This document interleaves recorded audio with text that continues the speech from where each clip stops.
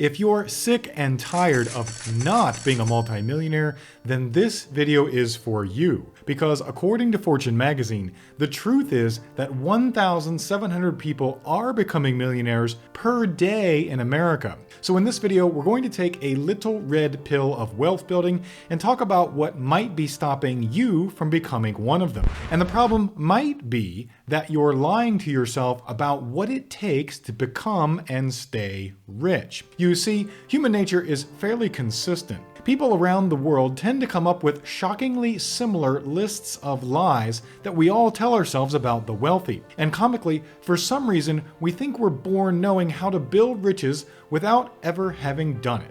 And we're wrong about that too. So here's what we're going to do about it. By the end of this video, you'll know 5 of the most common lies we tell ourselves about becoming wealthy. And most importantly, what to do about them, just in case one of those millions of people is you. The first lie you might tell yourself about becoming wealthy is that it happens quickly. We give in to the temptation of if only thinking. If only we'd bought Bitcoin earlier. If only we'd invested in real estate before the recent price explosion. If only we'd bought that Apple stock 5 years ago. And there are 2 fundamental problems with this thinking. One, that thinking is fool's gold because it assumes we can somehow know what will explode in value tomorrow by looking backward today. And of course, no one can actually do that. And second, that thinking is a waste of time. We sit back and do this kind of mental math about how rich we would have been in a coulda, shoulda, self-pity mindset. The faster we can kick that nonsense out of our mental headspace, the sooner we can make room for accepting the truth, which is that for almost every person you'll come across who is actually wealthy, they did it slowly over time with patience and with consistent effort. It's a long, slow grind of doing the right things consistently over time. It's like a drill sergeant silently screaming at you every day, how badly do you want it? The second lie you might be telling yourself is that a high income equals wealth. We think, oh, if I could just get to $100,000 a year, I'll be rich. And then when you get there, you think, oh, well, if I could just get to $200,000 a year, then I'll be rich. While a high income certainly makes the wealth building process easier, it's not the determinant of who will build and keep wealth. All you have to do is talk to an exotic car dealer to know. The percentage of people buying multiple Ferraris and Lamborghinis because they want to, quote unquote, add to their stable, but who are actually on the verge of bankruptcy is shocking. High income people fail at financial management, budgeting, and smart investment choices just like everyone else does. Just search broke professional athlete if you want a sad reminder. So keeping in mind that wealth building doesn't equal income, but instead that wealth equals accumulation is the truth behind lie number 2. The number 3 lie you might be telling yourself is that relying solely on a day job is enough. Now, there's nuance here because I built my first million using only my quote unquote day job. But the misconception is that you can use only your day job and just save your way to wealth. Now, saving is absolutely necessary, but to become a millionaire with only a day job, you need to take that savings and enter the investor class like a boss. Meaning, I took massive action investing as much of that day job income as I could by minimizing expenses and not wasting any more money than was necessary on depreciating assets like cars. Because, as Dave Ramsey says, if you want to know why you're broke, look in the driveway.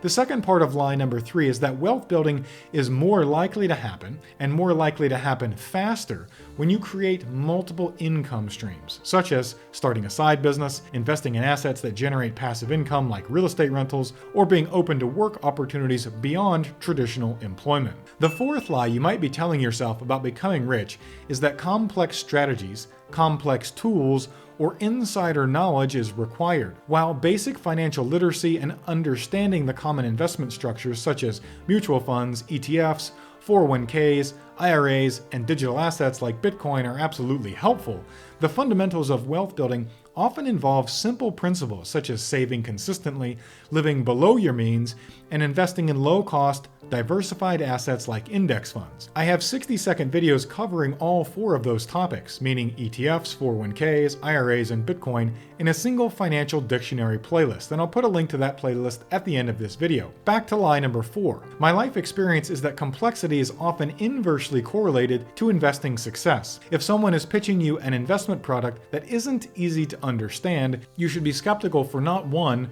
but two reasons. First, anyone selling you an investment product is likely going to take some of that money out of that investment for themselves forever. And if you don't understand what they're pitching, it's probably not because you're not smart. It's probably because they're intentionally hiding the fact that they're going to do number one, which is take some of your money out of your investment forever. The fifth lie you might be telling yourself about becoming rich is the misconception that investing is so risky that it's akin to gambling. While investing usually involves some level of risk, it's important to correctly define risk and then hold ourselves accountable to that reality. If, for example, you take an S&P 500 index fund, well, that index fund is a basket of 500 of the top US companies. If, when you think of risk, you think of the value of that fund going down by any amount down to and including a single dollar, then risk isn't the right word to use. What you're averse to is volatility. Risk would be better defined as the possibility that you might lose a significant portion of your investment forever. So in an S&P 500 index fund scenario, that would mean hundreds of US companies would have to all suddenly drop in value at the same time, and not return to their previous value anytime soon. And that could happen. Let's say nuclear war broke out somewhere in the world, but it's important to keep in mind that it would take something like that to crush the value of hundreds of companies at the same time, and to create a situation where they or the companies that would then replace them in the index would never return to their previous value. I'd also point out that if something that catastrophic happens, we're probably worried about food, water, and shelter a whole lot more than the supposed dollar value of our index fund. So given the two choices between investing and not investing, as long as you have the basic education necessary, not only is investing not gambling, not investing is a surefire way to forever lose wealth to the devaluation of the dollar. And by the way, I have no conflict of interest because I don't have any investments to sell you, but my goal is to educate you, which I do with the over 100 financial education videos I've already posted to this channel and that you can see on the screen now. And I've got hundreds of more coming, which you can get by subscribing and which is also free.